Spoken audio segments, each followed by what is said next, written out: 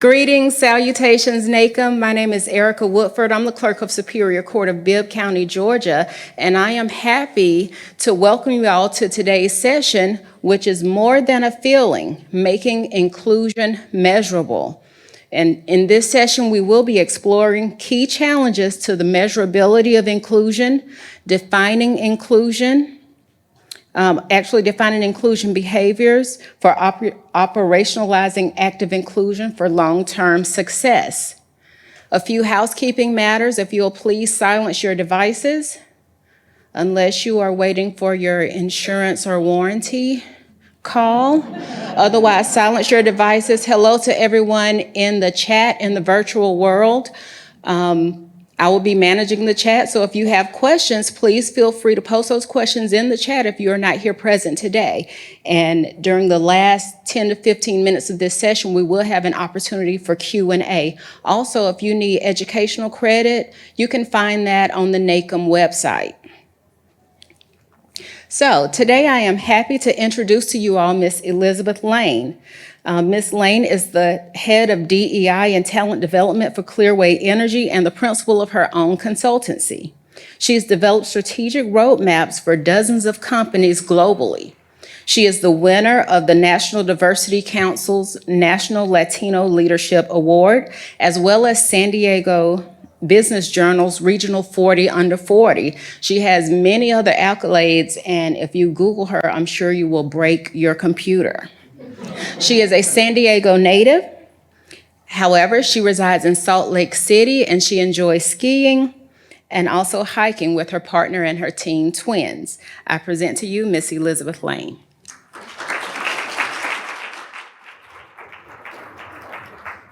Hi, everyone. Good afternoon. It's great to be with all of you today.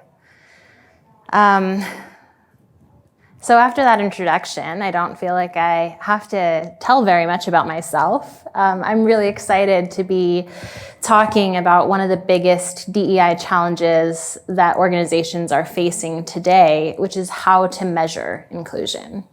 It's difficult to do this, and it is really critical to making long-term progress in this work. And so few organizations have a concrete idea of how to approach it. So I'm thrilled that we have this group here today that's so interested in making inroads on some of that operational stuff. So if I can get a little bit of a sense of where all of you are at, like where you sit organizationally, if you have some oversight for DEI strategy or how that's being operationalized in your workplaces, can you raise your hand? Okay.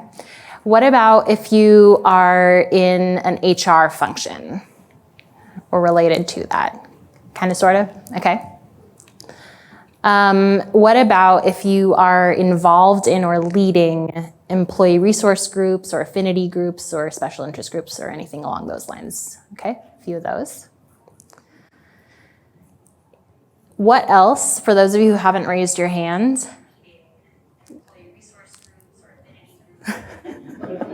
There's two of me, my worst nightmare.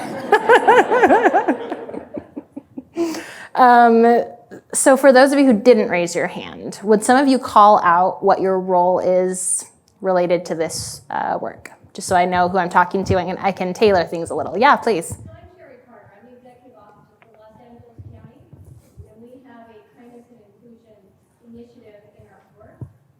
That is our DEI initiative, and we call it kindness and inclusion, and so I'm very interested in kind of how to measure it. Okay, fantastic. Thank you.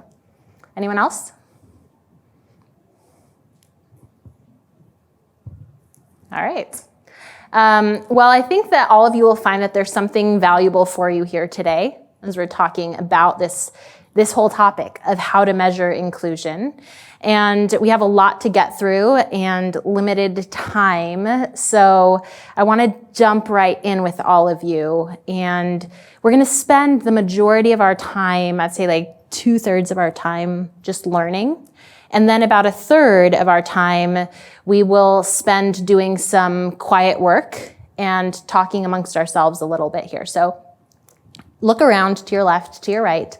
Whoever is closest to you, one or two folks, Later on in this session, you'll get an opportunity to get to know them a little bit better. So you can look forward to that as I drone on up here. The other thing that you need to know is if you have that app, the NACM conference app, there is in there a resource material. It is a guidebook, and just get eyes on it. Make sure you have access to that. Again, about 2/3 of the way into this presentation, we're going to pull that out, and you're going to use that to guide a little bit of your thinking and conversation as you come back together, and also to have a takeaway so that when you get back home, you can sit down with folks on your work teams and have something to discuss and actually something to create a little bit of a work product together with. So just putting that on your radar so you know what to expect. So let's go ahead and jump right in. We're going to be talking, first of all, about the problem. Why don't organizations measure inclusion? Why can't they do that? What are the blockers, the impediments that we're trying to surmount here?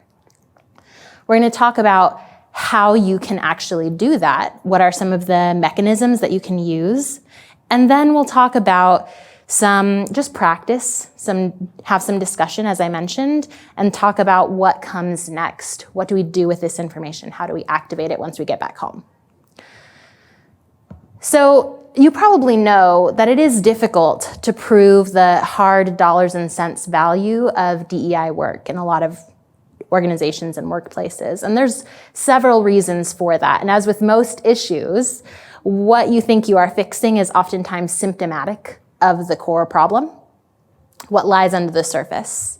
So let's look at what really is the cause of the challenge we experience in not being able to measure inclusion effectively. So the first thing is to give you a broad sense of how I see DEI being operationalized.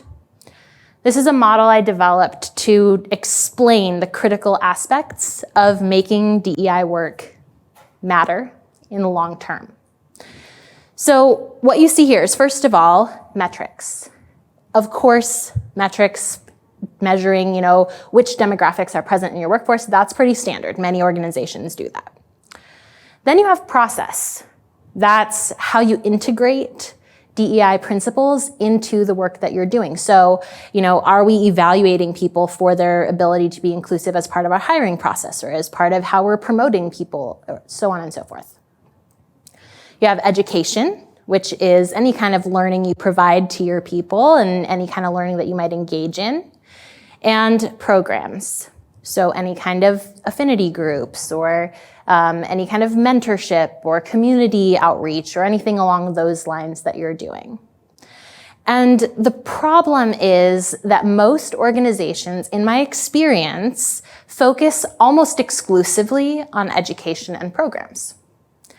Which it makes sense because that's something that you can point to. You can say, here's this thing that we're doing, it's visible, it's above the surface stuff. And when people are looking at that, they can really think that the organization is doing a lot. The challenge is that almost all organizations who take this approach find that there's not a lot of follow-through action that comes as a result. There's not a lot of long-term success. It feels like we're starting new. Every time we do a new program, it's like starting from zero. And then it also feels like there's not a way to show an impact. So if we look at this complete approach, if you do something, I think of this as sort of the 4 pillars of DEI, and you have to build those pillars concurrently so that they're at the same strength. Each one has the same level of strength, so that as they grow, we can raise the roofs, so to speak, and build more effectively. So something has to be happening in each of those pillars. Here's the beauty of this approach. When you just take a single action in any of those categories, that can be enough, depending on where your organization is at, depending on their maturity. So maybe we're just tracking one metric. Maybe we're just trying to influence one process. Maybe we're just providing one educational program and one, community outreach avenue. That's okay. But over time, one way that you can be looking at that as a progression is by adding in each of those pillars. So adding to those columns, strengthening your base, building, your strength in that organization. So metrics and process are the pieces that underpin long-term success of your education and your programs. For process, the beauty of process is that every process is perfectly engineered to deliver the results that it gets. I'll say that again. Every process is perfectly engineered to deliver the results that it gets. And what that means is if we don't like the results of the process, we go back in and change it until it turns out the results that we want. And so it can be frustrating to look at an organization that's saying, oh, we really need to bring in a greater diversity of backgrounds and perspectives and really contribute to our organization by diversifying our talent, and still using processes that aren't turning out those results. So process is something that we can change to change our outcomes. If we don't like our outcomes, we can rejigger the process. And then metrics. Metrics, yes, of course, we want to track demographics and understand who is represented in our workforce and how are we representing the community around us and the people that we serve. But the other piece that we really need to evaluate and track is inclusion metrics. And for me, that is the most significant thing that can indicate whether there's going to be positive change in an organization. And we're going to spend our time today talking about what does that look like and how do we do that. But this sort of sums up the core challenge here. The first one is focus on education and programs, but neglect for metrics and process. Makes it really difficult to have long-term success. The second challenge is the way that organizations approach diversity and inclusion work is, again, we talked about organizations having a focus on demographics, and it's easy to understand why. That's an easy thing to measure. But it's a little bit misleading because attraction, bringing people into an organization, if we really, really want to do that, we can do that. It's primarily about PR. Do we have our logos in front of the right eyeballs? Are we, speaking into the right places of the community? Does our website say the right things? Are we, promoting ourselves appropriately? We can do that. We can bring people in. The problem is retention. We have 15 years worth of data to say that focusing on quote unquote diversity recruiting doesn't change the long-term makeup of our organizations, especially when we're looking at the people who actually hold power in those institutions. My favorite analogy for this is when the canary in the coal mine stops singing, the answer isn't to dump 50 more canaries in there. It's to recognize that there's an environmental problem, a challenge in the environment that has to be addressed before we can expect that our folks are not going to suffer from failure to thrive. There's a study that was done recently by this father-son research team out of MIT, Donald and Charlie Sull. They evaluated 1.5 million data points, and they concluded that the number one reason that people are leaving their organizations is toxic culture.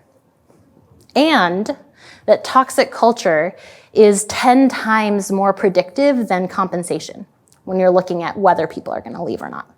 Now, I will pause there and say toxic, that term has gotten thrown around. This is toxic, she's toxic, he's toxic. It's like there's not really a standard definition. So let me hone in on what exactly that means within this research. There's 5 toxic traits that predict attrition.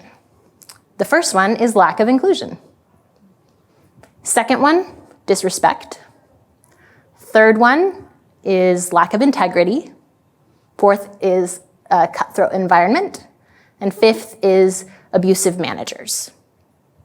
The organizations that score highest on those traits have significantly worse attrition when you're sort of taking everything into consideration. Now, here's what's interesting. Most organizations that have company values or organizational values or core values, they have some version, some of the top most popular values are some version of the inverse of that. For me, my definition here is a set of respectful behaviors that create a culture of safety and belonging where human well-being and organizational success flourish. For me, that's inclusion, and using that definition as a jumping off point, it makes it possible to define inclusive behaviors, which is going to be the core of how we want to look at measuring inclusion. If we want a leading indicator, we want to look at what behaviors are being demonstrated. And the place that I like to start is with this framework here of being receptive, reflective, and empowering. I think almost all inclusive behaviors can be sort of distilled into one of those categories. So receptive is about being not just accepting of other people, but actively going beyond that into an authentic curiosity about what motivates this person? What do they bring to the table? How can I engage with them? What are they all about? What matters to them? The second one is reflective. That's about being self-aware, especially of our own preferences, habits, weaknesses, biases, understanding where we ourselves need work, and that being something that everyone within an organization is encouraged to do consistently.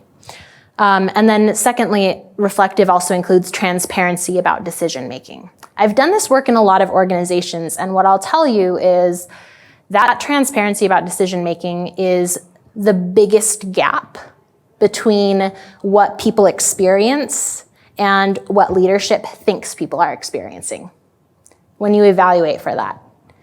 Usually, I think there's a few reasons for that, and I don't think it's because of malintent. Usually, leadership thinks that they're communicating well and frequently and appropriately, and that is their intent. But in reality, I think it's a little bit of the curse of knowledge. You can't unknow what you know. And so when we, have leaders in meetings all day talking about what are we going to do, going over all of the ins and outs of their decisions that they're making, and then they just announce the final decision, it's a little bit like decisions happen to you and not with you or in consideration of you. So that transparency about decision making is a big one that I'll just highlight there for you. And then the last category is empowering behaviors. Those I think about as the behaviors that create conditions for success. Are we being encouraging? Are we demonstrating gratitude? Are we being collaborative? Are we sharing credit instead of pushing blame on people and taking credit? Are we creating a place where other people can feel like they can do their best work? And every person, from the topmost leaders to the people who are just starting out in their careers, has a role to play and can contribute to creating an environment where this can be fostered. Though, of course, leaders have an outsized influence on the results of that. So these are the types of behaviors that I like to categorize as inclusive behaviors. And then the second piece of this is developing values, if you don't have them already defined, and connecting inclusive behaviors to those values. So when you think about values of an organization, so you may have some that are clearly defined. You may not know if you have them clearly defined. They may live on the website and not in real life, but they really vary in their application. So do you have values? First of all, do you have values that are defined within your workplace? These are the principles that are guiding your actions and behaviors at work. And this can even, if you don't have oversight organizationally, this can be within whatever sphere you do have oversight or influence. So this can be within a department, this can be within a program, this can be, within a team even, if that's not been defined from a leadership perspective for the total organization. So measuring inclusion effectively for your particular situation means connecting to your values to give behavioral standards weight and meaning. It can't just be pulled out of nowhere. So we're going to connect those to the values so that we can define what behaviors are values-aligned behaviors. You can define inclusion behaviors that are aligned with organizational values by thinking about the value itself and then asking yourself, how would I know someone had that value? What behavior would demonstrate to me that someone has that value? So for example, here are a couple of values that are pretty commonly used by different organizations. One is being innovative. So how would I know that someone is innovative in an inclusive way? Maybe, someone appreciates other people's ideas instead of just shooting them down right away. For being humble or being open-minded, is someone willing to, for humility, is someone willing to share credit for success with other people? For, being inclusive, you might want to narrow in a little bit more. You might say, does this person bring out the quieter voices in a meeting? And that leads you to the next step. So what are the ways that I can observe behaviorally that someone has a certain value, and how do I contextualize those behaviors in different workplace contexts, in the way that we interface with customers, or in the way that we work with one another, in the way that we are hiring people, or how we behave in meetings, or in our strategic planning initiatives, or as we're practicing performance management or collaboration, any of these different contexts. What are the places where you show up at work? And what behaviors would show you that someone has certain values in those situations? So these are some of the key areas that have a really big impact on workplace inclusion. And they're areas where you can identify specific behaviors that you want people to have. So in your hiring process, going back to those 4 aspects, how are we ensuring that we're bringing people into the organization that share these values? Well, maybe we'll ask a question like, when was the last time you changed your mind about a belief you held deeply? A question like that tells you a lot about someone. Like whether they've even thought about changing their mind about anything in their lives, for one thing. But how open are they to considering different things, and how does that align with your values and so on? So the core mechanism here is identify your values, define values-aligned behaviors, contextualize those behaviors. How do we know that someone has those behaviors in hiring or in a meeting? Like I said, bring out the quieter voices in a meeting, share credit for for success with people in your collaborative work, so on and so forth. So get a little bit granular. And to measure those behaviors, what you do is once you've defined those value-aligned behaviors, then you have a mechanism for assessing behaviors, what's called psychometrically. So you would say, you can start with a self-assessment, like how about I bring out the quieter voices in the room in a meeting? Never, rarely, sometimes, almost always. How frequently? So you want to assess for frequency. And you can self-assess first and do maybe a 360 once people have greater awareness of those behaviors and understanding of what that looks like.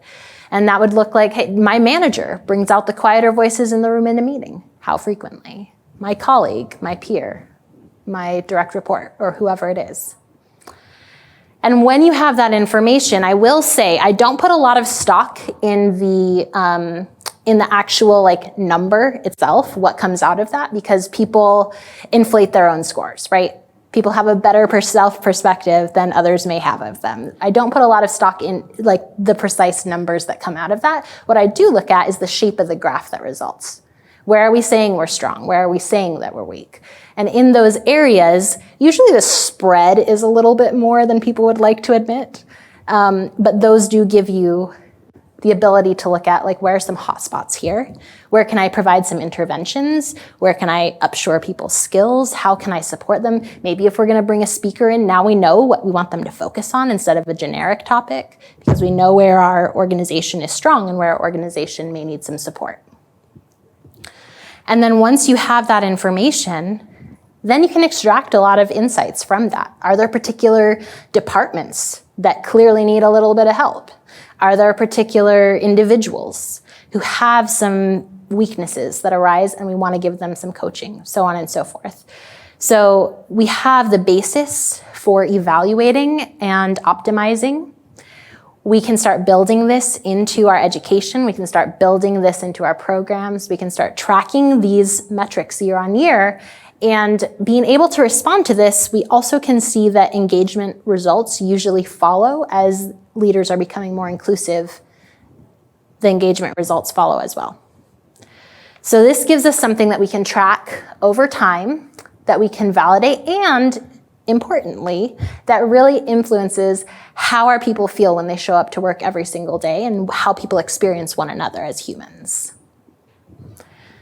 So we can use these inclusion behaviors to make talent decisions from a more objective lens. So in interviewing, we can ask, for example, like I said, tell me about a time that you changed your mind about a perspective that you deeply held. And then when we're looking at, do we want to elevate this person into a leadership role? Do we want to, promote this person? Do we want this person to take on a more high visibility role in the community, or whatever the situation might be? We go back to those values aligned behaviors and evaluate, does this person live our values, and should we be elevating someone who does not? And that creates a basis for understanding how we want to move people in the organization. Who do we want to develop and why, and in what areas? Who do we want to promote? And how are we going to evaluate someone who, during performance management, or if we have to have a behavioral conversation with someone, we can go back to that alignment with our values, what those behaviors are. So culture comes from the values that are lived in practice. And Adam Grant, you might be familiar with his work, Wharton organizational psychologist, has done some fantastic research studies. And he says a culture is defined by the worst behavior it tolerates, which is particularly important to realize in a high performance culture, or in a culture where an organization runs lean all the time, because toxic behaviors can be excused due to performance. I think everyone has probably heard, oh, that's just Joe, he's rough around the edges, but he gets it done. He makes it happen when it's crunch time, that sort of a thing. If we're able to effectively create a basis for these values-aligned behaviors, we're creating an environment where it's not possible for someone to be seen as a high performer and also a toxic colleague or boss. Those things become incompatible. So we want to ensure that when we are making decisions about talent, we can roll that into the way that we're considering things. Do you have a question? Can you expand on that with the toxic employee that everyone always does? Like it's just Joe, he or she is a great employee. Can you expand on that toxic employee that everyone just gives a free pass just because they're such a great achiever in their performance? Have you ever known anyone like that? Yes. Okay. So what's the question? Okay, so we have two individuals that are longtime employees that have more traditional ways of doing things, set in their ways, and they say things that are very inappropriate all the time. They're constantly being reprimanded by our HR division. And everyone in the office seems to think it's great. Our newer employees that are coming in that don't know these people like everyone else are very offended by them and have... I see. Okay, how do you handle? The best way to handle it as a balance, because we have 60%, employees that have been there over 15 years, and then the rest are less. Yeah, what you can say is we have to reconsider whether we're values aligned and whether you want to be values aligned with the organization. What tends to happen is one of two things. When an organization really leans into this approach, people will identify for themselves that they're not values aligned. I'm not on board with this. And they will themselves find themselves a new opportunity, or the organization may need to come to them and say, we're not values aligned, and for that reason, We need to, create space in the organization for someone who is. And either way, the organization is winning. Yeah. And I've seen it happen both ways, by the way. A lot of times people will see kind of how the tide is turning in the organization, and they'll decide for themselves, I'm not ready to be on board with this. But, consistent reprimands with no action doesn't send a right message either. So, yeah. One thing that I will say is, as we're looking at culture and as we're looking at all of this, many times when we're bringing people into the organization or we're evaluating people for hiring or, whatever the case may be, we talk a lot about culture fit or organizational fit. And this term, I think, can serve to perpetuate problems that already exist in the organization. And so I prefer the term ad. Is this person a culture ad? Because that does a couple of things. It acknowledges the fact that we are building a culture. We're working towards something. We don't currently have the culture that we want, or very few organizations do, honestly. So if we're saying, is this person a culture ad? We're saying, how does this person bring us something new and different that we don't currently have? It's automatically framing it as a positive, and it's acknowledging that there's something that we're working toward. So culture ad, organizational ad, instead of fit. And then we also want to talk about values alignment. When we're evaluating people at any place in the organization, are we values aligned? Is part of, are they doing good work? Because it's not just what are you doing, but it's also how are you doing it? So just some food for thought there. As we are doing this work, changing our vocabulary can sometimes, using different language can sometimes make it easier for us to make those transitions because the language that we're using reflects a different viewpoint sometimes. So we all have a goal in our organizations or individually to be more inclusive. But as James Clear, the author of Atomic Habits, says, you don't rise to the level of your goals, you fall to the level of your systems. So your goal is your desired outcome. Your system is the mechanisms and the collection of daily actions that will get you there, both from an organizational perspective, what are the systems we're using within our organizations, but also from an individual perspective. What are the systems that we're using to, let's say, run a more inclusive meeting or to show up differently for our team members? And importantly, I'm not saying that the message to our people is you need to do more. It is you need to do differently. All of the same things that you would be doing. Just showing up in a way that's a little bit more intentionally aligned with the behaviors and values of the organization. Create the systems that allow us to embed and operationalize and measure inclusion. The result is, first of all, greater awareness. What is inclusion? Now we know. We have specific behaviors that are associated with that. Better data. We have a better sense of where people are at in the organization and who maybe we are not currently looking at that should be elevated.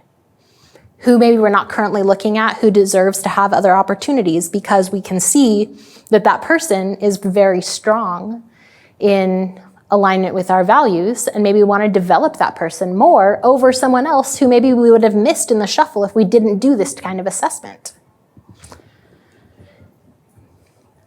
The third thing is the ability to create targeted interventions, because now we know more specifically where the challenges are within the organization. If we're just looking at engagement, we can sort of try to backdoor into it a little bit, but it's not very effective to really pinpoint where the challenge areas are.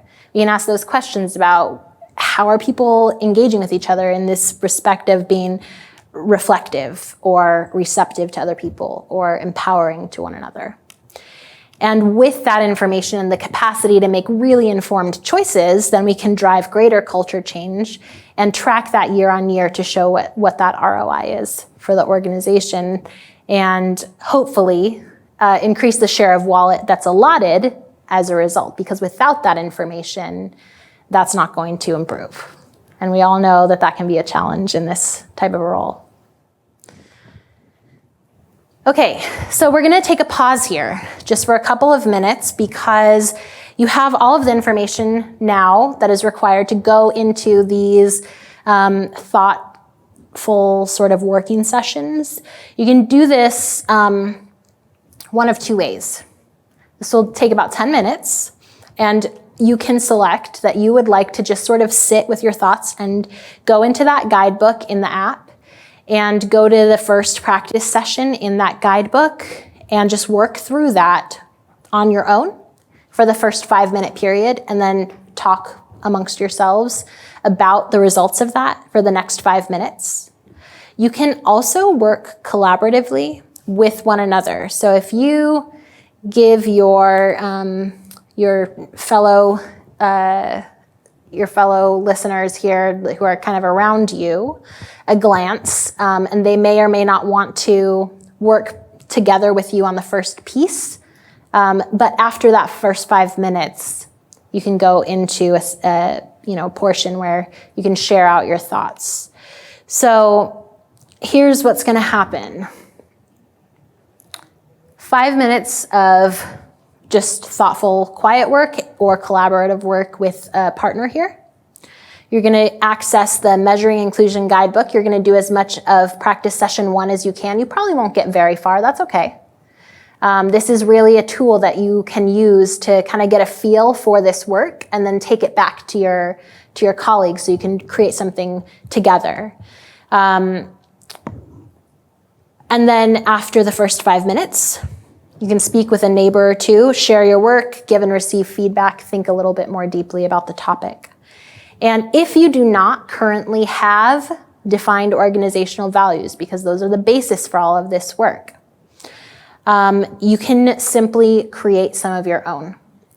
You can use some of the most common, which I have put right here on the screen for you in that orange box: inclusion, integrity, justice, service, quality, collaboration, teamwork, respect, authenticity.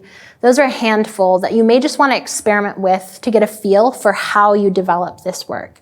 So what you're going to do for this session, this first 5 minutes here, is simply, number one, list your organizational values, or as I say, if you don't have those, you can experiment by just pulling a few that seem important to you and writing those down, or typing those in, or just using a note or what have you. And then the second step is to define for each value one behavior that would show you that someone has that value. How would someone show up at work and demonstrate humility, let's say, or whatever the value is that you're going to use. So this is just a thought exercise to help you engage with this material. And we're going to take 5 minutes to do that, starting right now, and then we'll come back together in about 5 minutes. We are defining what those values are. If we don't have them, we're just making them up, just to practice the thought process of this. And then defining what behavior would demonstrate that. Now, again, when we implement this in the workplace, we're not asking, is this person humble? We're saying, does this person demonstrate this behavior? Which is something that you as an individual are not, ultimately going to be the singular person defining, what is that behavior. This is a group effort that has to be adopted by leadership or in whatever context you're in. So you're not the sole arbiter of anyone's fate using this. But it is a useful mechanism as you think about this organizationally to help you bring some order into what can sometimes feel like chaos of trying to identify how you're progressing in this space. Okay, same thing. 5 minutes, 5 minutes. We're going to go to the practice session 2. So you're just going to take those couple of values that you defined, those couple of behaviors that you defined, and you're going to identify how would you ask someone, for example, in an interview.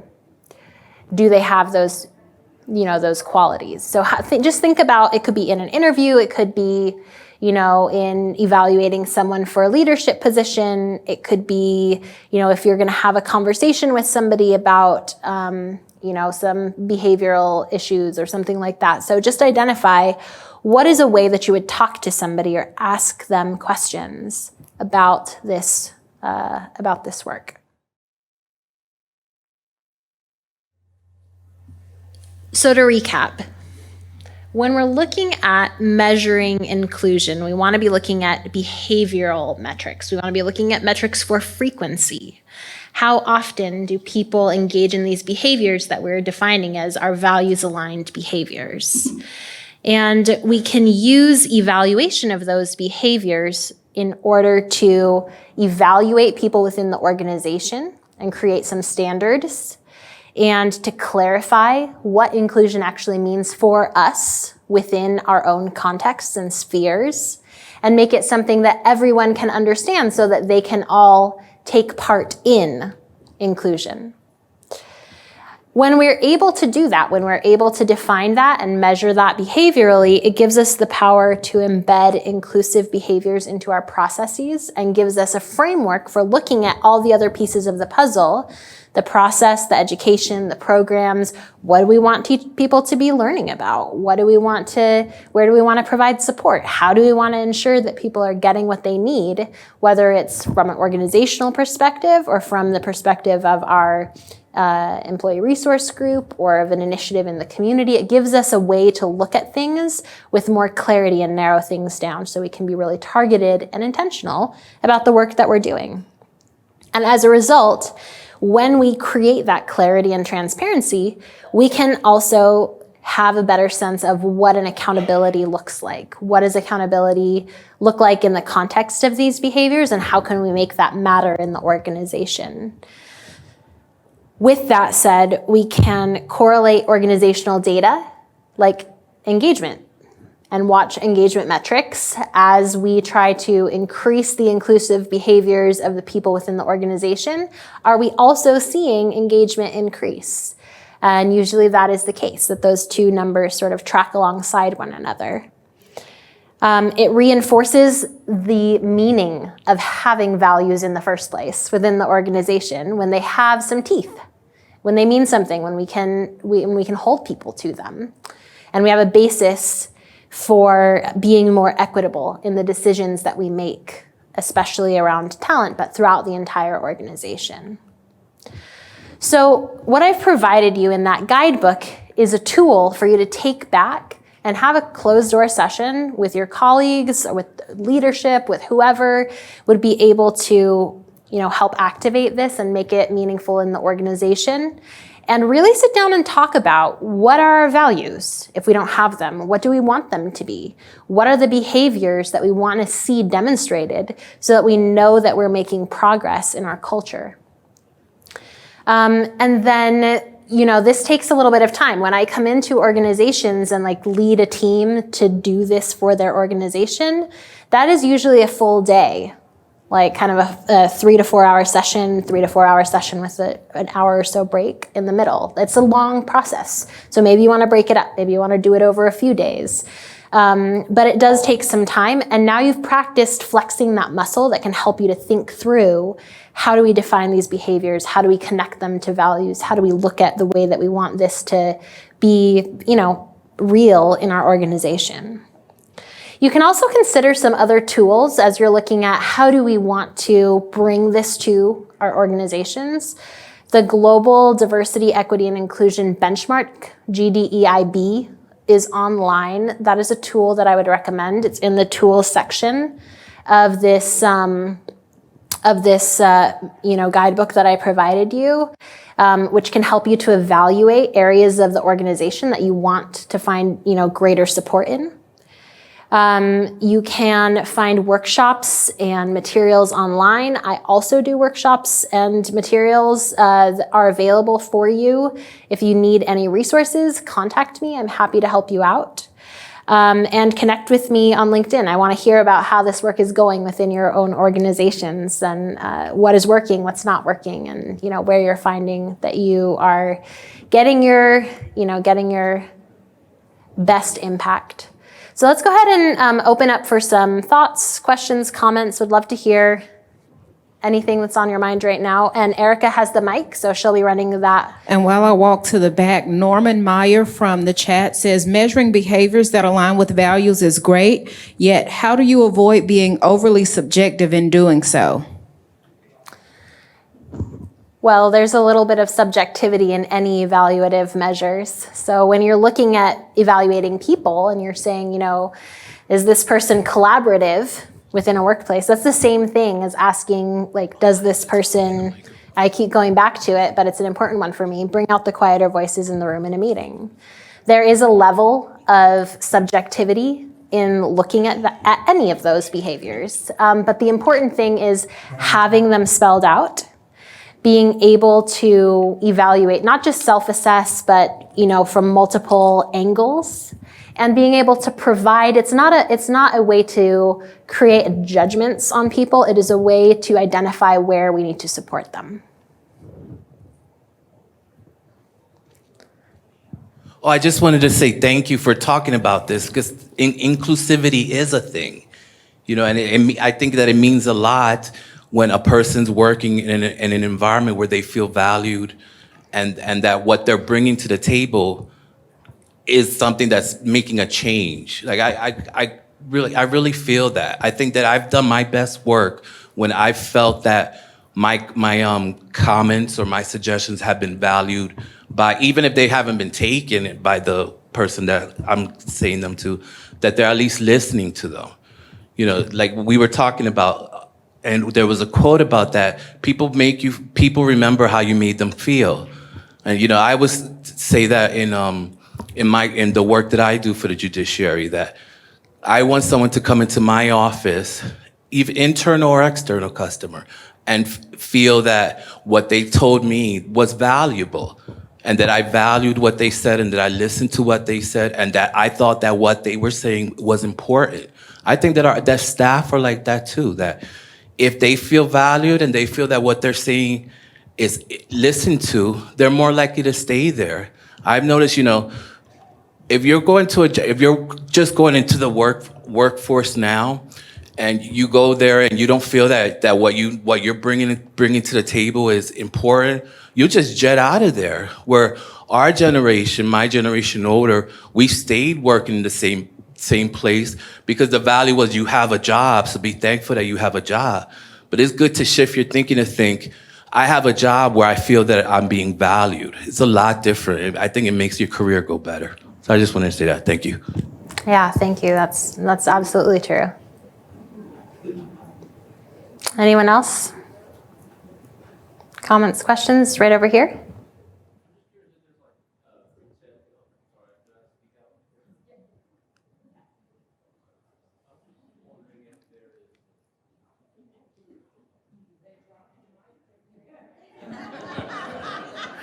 Is there a test you can take on if I could take a test on this, because it's not the easiest thing to consume. It's kind of new information, really, on how to think, really.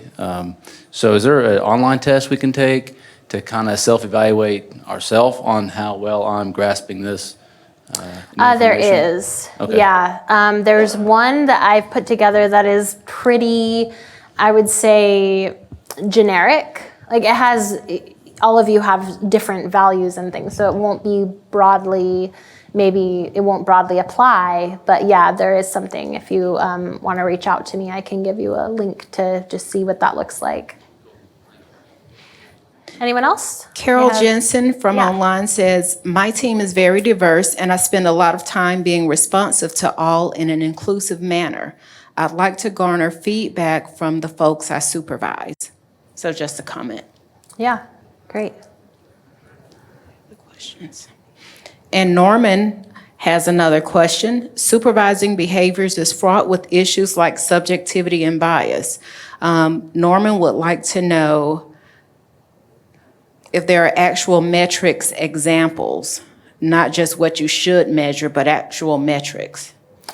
I'm not sure if we're talking about like a benchmark or something like that. What this is specific to, what I'm talking about right now is specific to the inclusivity And so how are we evaluating our inclusion behaviors within the organization based on what our organization has decided is important to it? And then this is where you get into the question of, am my values aligned with my organization? Are those values things that I want support on, that I want to, grow in?